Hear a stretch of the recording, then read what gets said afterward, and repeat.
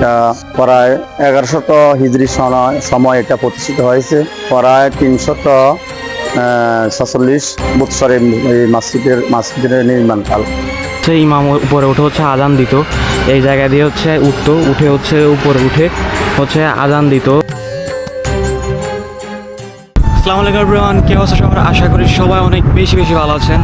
Finally একটা মাস পর হচ্ছে আমরা ব্লগিং হচ্ছে ব্যাক করছি।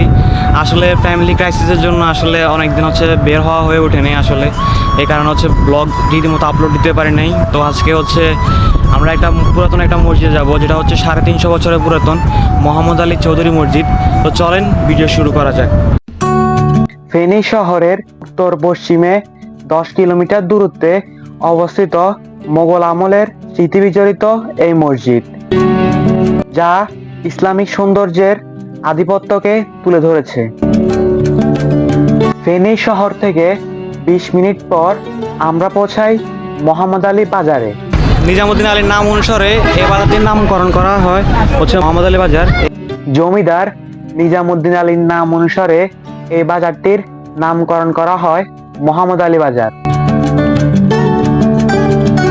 মোহাম্মদ আলী বাজার থেকে 5 মিনিট পর আমরা পৌঁছাই জমিদার মোহাম্মদ আলী চৌধুরী মসজিদের সামনে। মসজিদের দিকে যাওয়ার সময় চোখ যেন মাথায় উঠে বসলো।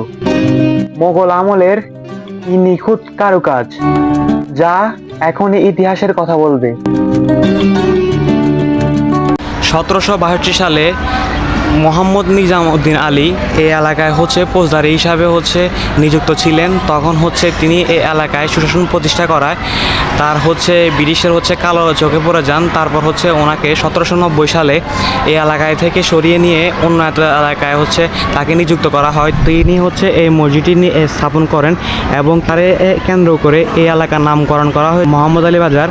ওনাকে হচ্ছে এলাকায় বীর মুজাহিদ নামে হচ্ছে উপাধিত করা হয়েছে। এদের হচ্ছে মূল ফটকের সাইডে হচ্ছে দুইটা হচ্ছে দরজা আছে, এটা হচ্ছে একটা দরজা আর এটা হচ্ছে একটা দরজা। এটা হচ্ছে মূল ফটকের ওইখানে হচ্ছে কিছু কারুকাজ করা আছে, আর এখানে হচ্ছে দরজা দেওয়া আছে আগেকার দরজাগুলো যেরকম হইতো আর কি। এটা হচ্ছে আপনার দরজা।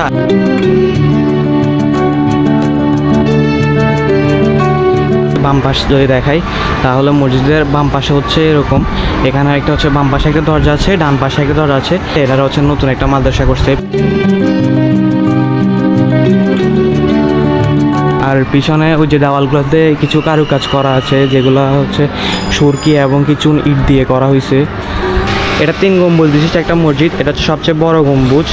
এটা হচ্ছে ডান পাশের গম্বুজ আর এটা হচ্ছে বাম পাশের গম্বুজ।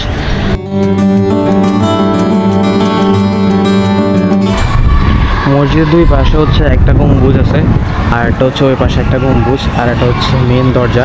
এখন মসজিদের ভিতরে প্রবেশ করব। এটা হচ্ছে মসজিদ। বিসমিল্লাহ, অনেক পুরাতন একটা মসজিদ। যদি মসজিদের বড় গম্বুজটা আসলে দেখাই, এটা হচ্ছে সবচেয়ে বড় গম্বুজ। আর এখানে হচ্ছে আগে হচ্ছে ইমাম হয়তো নামাজ পড়াইতো, ওনারা হচ্ছে এটাকে কেটে এটা ওটার সাথে অ্যাডজাস্ট করে নিছে আর কি। দেওয়ালটাকে খোদাই করে হচ্ছে আগেরকার আমলে ওনারা হচ্ছে এখানে আপনার যাবতীয় যত জিনিস থাকতো, কোরআন শরীফ এগুলো রাখতো।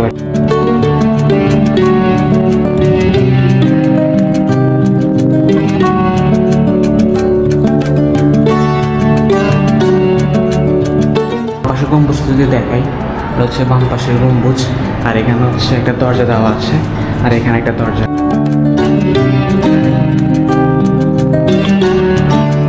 উপরে যদি দেখাই, উপরে কিছু ডিজাইন করা আছে।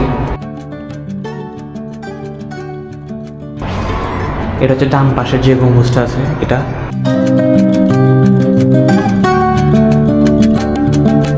ওনাকে হচ্ছে মুজাহিদ নামে হচ্ছে এই এলাকায় হচ্ছে আখ্যায়িত করছে, এই জন্য। জানা যায় মোগল আমলের শেষের দিকে 1762 সালে বাংলার স্থলবিভক্তির সময় মোহাম্মদ নিজাম আলী ফেনী অঞ্চলে ফৌজদারি হিসাবে নিযুক্ত ছিলেন।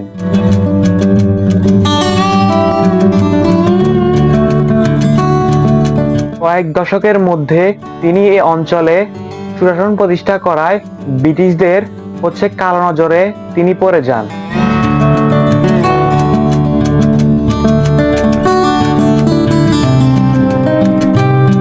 ধীরে ধীরে ব্রিটিশদের সাথে তার বৈরী সম্পর্ক সৃষ্টি হয়।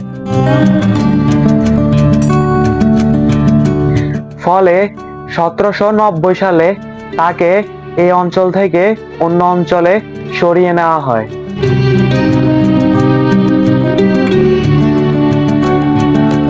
ফেনী অঞ্চলের মানুষদের তার প্রতি ভালোবাসা রয়ে যায়।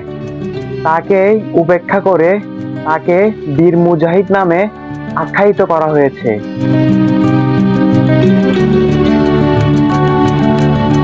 যখন হচ্ছে মাইক ছিল না তখন হচ্ছে ইমামরা হচ্ছে এখানে উপরে উঠে হচ্ছে আপনার হচ্ছে আজান দিত, এখানের উপরে উঠে হচ্ছে ক্যাবলামুখী হয়ে এখানে হচ্ছে আজান দিত।